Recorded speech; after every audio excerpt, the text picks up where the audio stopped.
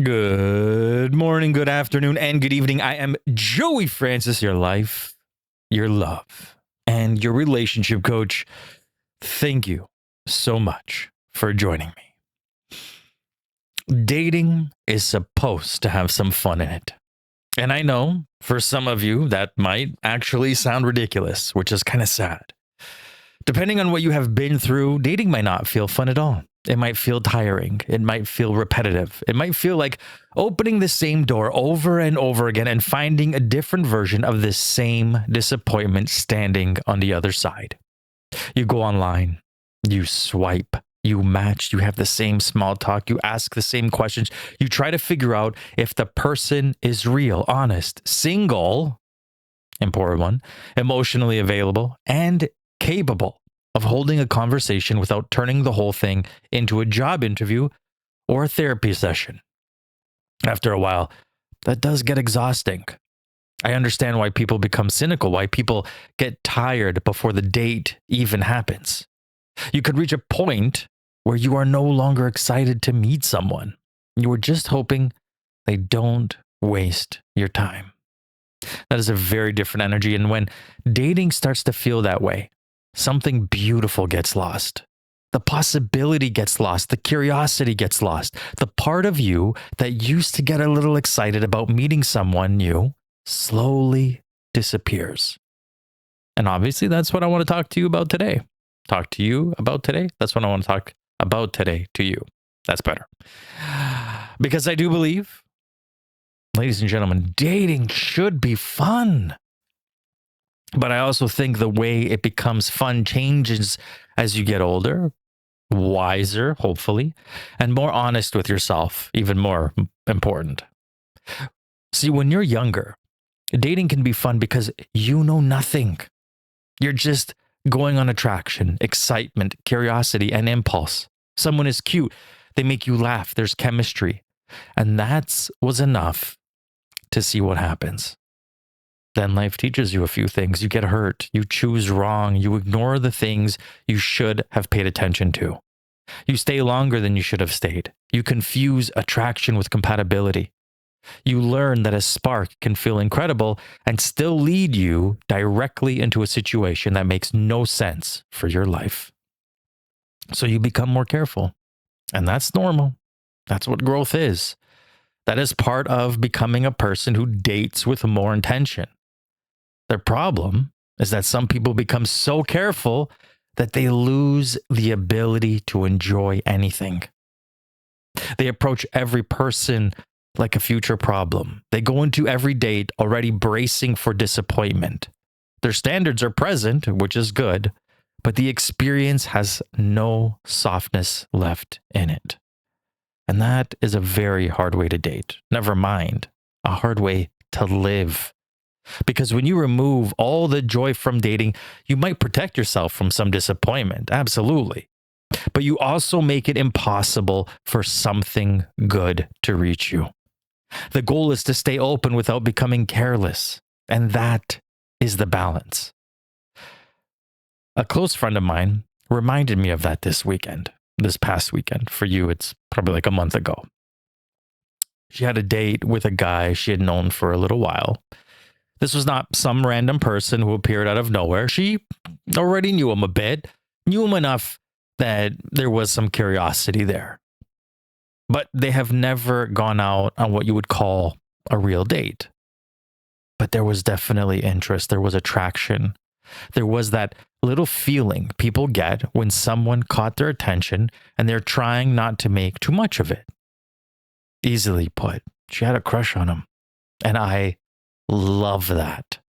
There's something very real about having a crush as an adult. It almost feels funny because the words sound young.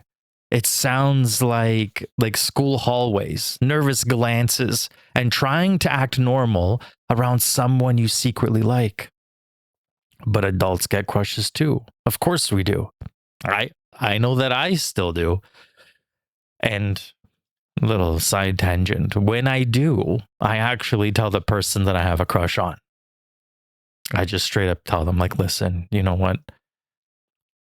This has been great, whatever we were doing, but I just need to tell you that I have an absolute crush on you right now.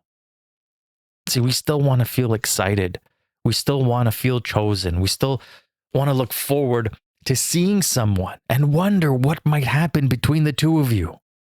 She was nervous before the date, but in a good way. She was happy. She was excited. She was enjoying the anticipation of it. I was literally talking to her right before she was getting ready to go out. And I think all of that stuff matters because that part of dating is beautiful. There is something special getting ready to see someone you actually want to see. There's something amazing about choosing what to wear because you want to feel good.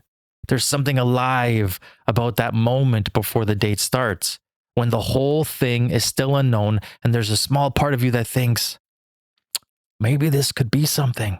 Maybe this person could be it. That feeling is not the enemy. The enemy is what happens when people let that feeling take over their judgment. But the feeling itself, it's good. It's a part of the reason people keep trying. It's a part of the reason we go through the awkwardness, the uncertainty, and the disappointment. We are hoping for that moment where meeting someone doesn't feel like work anymore. It feels like pure possibility. So when my friend went on the date, and from what she told me, there were good parts.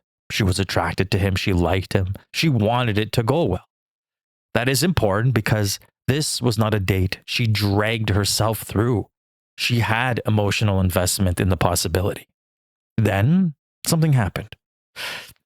During the date, she caught him in a lie. Now, I'm not going to get into all the details because they're not important. They're not necessary. The point is that something he said did not line up. This was not a small mistake or a harmless misunderstanding. She knew what she was hearing. She knew what was happening. He was lying right to her face. Now, this is where I think the story becomes even more valuable because she didn't explode. She did not turn the date into a confrontation. She did not spend the rest of the evening trying to pull the truth out of him. She let the date finish, took in the information, and allowed it to mean what it meant. That is such an underrated form of strength. I think a lot of people think strength always has to be loud. They think self-respect means calling someone out immediately, making the perfect speech, exposing the lie, and leaving with some dramatic exit line that would sound great in a movie. It doesn't need to be. Self-respect is simply notice something and deciding that you are done. And there's a lot of maturity in that. It means you don't need the other person to agree with your reality before you trust it. You do not need them to admit what they did before you allow yourself to respond to what you saw. You do not need to turn the moment into a debate just so you can feel justified in walking away. She trusted herself. That is the part I respect most about this story. And I know it still hurt. She told me it sucked. Of course it did. She got herself dolled up. She felt great. She was excited by it. She liked him. She was attracted to him. And she was so excited. She wanted it to be something, or at least wanted it to have the chance to become something. That is what makes this real. Walking away from someone you feel nothing for is easy. Walking away from someone you are attracted to requires a different level of self-trust. It is one thing to have standards when there is no temptation in front of you. It is another thing to hold those standards when the person sitting across from you is someone you actually want. This is where you find out if your standards are real. And this is why I think this story is such a good example of healthy dating. She allowed herself to enjoy the possibility, but she did not surrender herself to it. That's the whole point. Dating with intention does not mean dating without feeling. It does not mean you stop getting excited. It does not mean you walk into every date with a clipboard and a cold emotional checklist. It means you know yourself well enough that excitement does not erase your judgment. That is exactly what the blueprint is for. When I talk about the blueprint, I am not talking about turning dating into a lifeless process. The blueprint is there so you have something solid inside you when attraction shows up. Because attraction can make people very persuasive with themselves. You start explaining things away. You start making something smaller than it is because you don't want the date to be over in your mind. You start saying, maybe I misunderstood, even though you understood perfectly. You start giving someone the benefit of the doubt when the doubt is already giving you information that this is how people lose time. They see something early, then spend months trying to talk themselves out of what they already saw. See, my friend, she did something different. She let the moment be fun while it was fun. When the truth showed up, she did not fight it. This is how dating becomes healthier without becoming miserable. Because a date does not have to become a relationship to have value. That is something people need to understand. A date can give you information. It can remind you that you are still capable of feeling excited. It can show you that your standards are working. It can teach you something about the way you respond to what you enjoy and what no longer fits your life. If the person is right for you, beautiful. See where it goes. If the person shows you something that does not align, that is useful too. That does not mean you wasted your time. Time is only wasted when you ignore the information and keep going because you are afraid to start over. That is where dating becomes heavy. It becomes heavy when someone already showed you who they are and you keep trying to turn them into who you hope they would be. It becomes heavy when your attraction keeps dragging you back into situations your self-respect is trying to leave. That is why this story matters. My friend was disappointed, but she most definitely was not lost. And there's a big difference. Disappointment is part of dating. You cannot avoid it. You can't. And the only way to is if you stop dating altogether. And even then, you're only trading one kind of disappointment for another. The goal is to become strong enough that disappointment does not make you abandon yourself. You can be sad and still be clear. That is what I want people to learn. Because a lot of people think being clear means they will not feel anything. They imagine that if they were truly healed, truly secure, truly self-aware, then walking away would be easy every single time. And it's not. It's not. It's hard. And the more you like someone, the harder it gets. The right decision still hurts. Sometimes you know exactly what you need to do, and you still wish you did not have to do it. That is what being self-aware is. The difference is that a secure person does not use sadness as an excuse to negotiate with reality. They allow themselves to feel the disappointment. Then they keep choosing the truth. And truth was simple in this situation. He lied. That matters, especially early. When someone lies at the beginning, when there is no real pressure yet, that tells you something about how they handle truth. Early dating is usually when people are trying to put their best foot forward. If dishonesty is already showing up, you have to pay attention. You do not need to turn it into a massive character assassination. You do not need to label them as a horrible person. You simply get to say, that does not work for me. And my friends, that is enough. That's all you need. This is where people make dating harder than it has to be. They think they need a huge reason to walk away. They wait for the behavior to become undeniable. They wait until the person hurts them badly enough that leaving finally feels justified. But you are allowed to leave when something does not fit. You are allowed to take one clear piece of information seriously. If honesty matters to you, that means a lie matters. That sounds obvious, but attraction makes obvious things blurry. This is why I keep coming back to the idea of enjoying dating without losing yourself. I want people to have that excitement. I want people to feel that spark. I want people to have those moments where they're looking forward to seeing someone and hoping the night goes well. But I want them to stay close to themselves while they experience it. There is a way to date where you do not have to choose being between open and being wise. That is a place I want you to get to. Think about how much lighter dating would feel if you trusted yourself to leave when something did not align. You wouldn't have to be so afraid of liking someone. You wouldn't have to shut yourself down before the date even happens. You could allow yourself to enjoy the person in front of you because you know enjoyment does not equal commitment. That is a powerful shift. A lot of people are afraid to get excited because they don't trust themselves once excitement enters the room.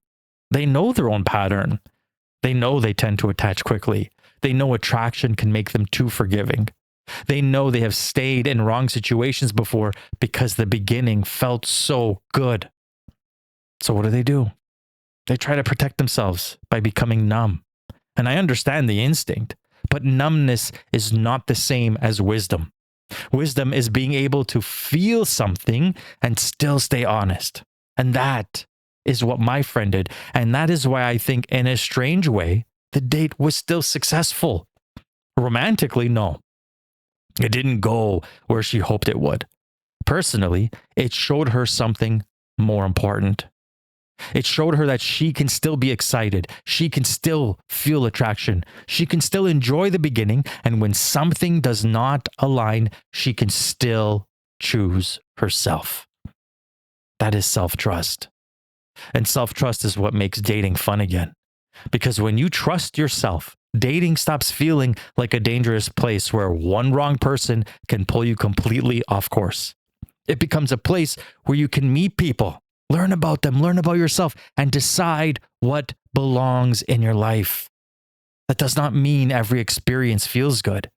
It means every experience does not have to become a wound. There's a difference between a disappointment and a wound. A disappointment hurts because something did not go the way you wanted. A wound forms when you keep placing yourself in situations that damages your sense of worth, peace, and self-trust.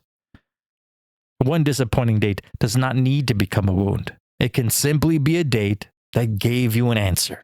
And sometimes an answer is a gift, even when it's not the answer you wanted. I think a lot of people need to hear that. Because modern dating can make people feel like every mismatch is proof that love is hopeless. Someone lies and suddenly dating is terrible. Someone ghosts and suddenly nobody is serious. Somebody disappoints you and suddenly the entire process feels pointless. And I totally get why people feel that way. After enough repetition, it becomes hard to stay open. But one person revealing that they are not for you does not mean dating failed. In many ways, dating worked exactly as it should. You met someone, you spent time with them, observed the experience, and received information. The pain usually comes from wanting the information to be different. That is where acceptance comes in. You accept the person as they are showing up. You accept the experience for what it revealed. You accept your own disappointment without letting it become the boss of your decisions. That is a very grown-up way to date. And it also is a much more peaceful way to date because you are no longer trying to force every attractive person into your future. You can let people be what they are. Some people will be nice. Some people will be a nice conversation. Some people will be a little bit of a spark. Some people will be a reminder that your heart still works. And eventually, someone may become the person who fits your life in a very real way. The mistake is trying to make every spark become the story. A spark is only the beginning. It tells you there's interest, attraction, curiosity, maybe chemistry. That is all it tells you.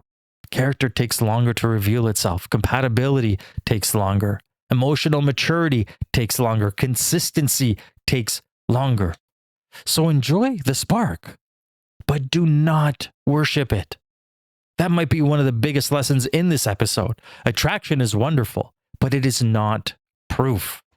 That is why someone can be beautiful, charming, funny, and exciting and still be completely wrong for your life. It is also why walking away from someone attractive can feel strangely painful. You are not only walking away from the person, you're walking away from the fantasy your mind starts building around them. And fantasy works fast. Oh boy, does it ever. Before the date even happens, your mind can start filling in the blanks. You imagine what they might be like. You imagine how the night might go. You imagine the version of them that would make the story worth telling. Then reality shows up. Sometimes reality is better than you expected. Other times reality looks you in the face and says, pay attention. See my friend? She paid attention. That is the whole win. She did not need to become cold to do it. She did not need to pretend she never liked them. She did not need to rewrite the story and act like there was never any attraction. She could be honest about all of it. She liked them. She was disappointed. She walked away. That is clean. And I think clean endings are so underrated. We create so much extra suffering by trying to get the wrong person to give us the right ending. We want them to apologize the right way, explain the right way, understand what they did, and somehow make the disappointment feel fair.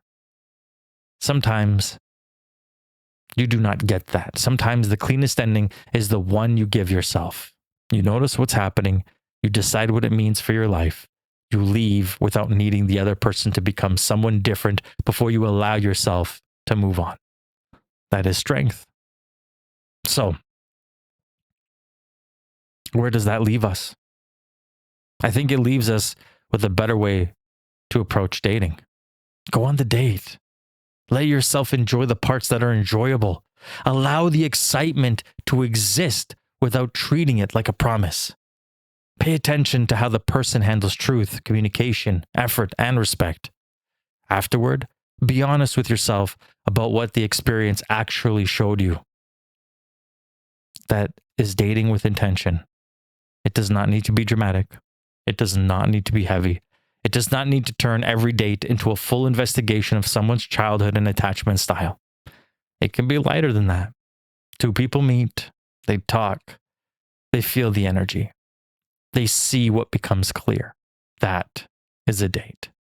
The pressure people put on dating is part of what makes it so exhausting. You're not sitting across from your future spouse every time you meet someone for a coffee or a drink. You are sitting across from a human being you are learning about. That mindset changes the entire experience. It lets you breathe. It lets you be present. It lets you enjoy yourself without racing ahead. And if you're someone who has been dating with a lot of frustration lately, maybe this is the shift you need. Bring back a little curiosity. Let the date be smaller. Let the person reveal themselves without forcing the outcome in your head before the night even starts. You do not need to decide your entire future at the table. You only need to pay attention to whether you want to keep learning more. That's it. And if the answer is no, that's okay. The date still served the purpose. This is where people need to stop being so hard on themselves. You are not failing at dating because every date doesn't turn into a relationship. Most dates are not supposed to. People are not supposed to become your person. Dating is the process of sorting through possibility. Some of that sorting will be exciting. Some of it will be awkward. Some of it will disappoint you. Some of it will surprise you in the best way. And you keep going because you are looking for the right fit, not because every attempt is supposed to work. That is why standards matter so much. Standards do not ruin dating. They protect the part of you that still wants to enjoy it. When you have no standards, no blueprint, excitement can become dangerous because it takes you anywhere. When your blueprint is clear, excitement becomes something you can experience without being controlled by it. That is the version of dating I want people to move towards. A version where you can have a crush and still have clarity.